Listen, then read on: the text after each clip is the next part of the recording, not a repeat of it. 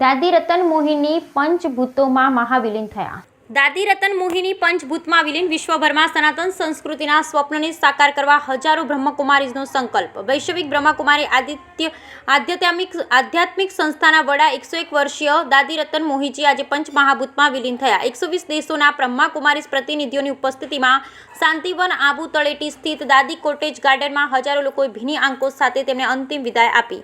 Brahma Kumari media સહસંયોજક શશકાંત ત્રિવેદીએ જણાવ્યું હતું કે સવારે 10 કલાકે દાદીજીના દેહને પંચમહાભૂતમાં સમર્પિત કરવામાં આવ્યો।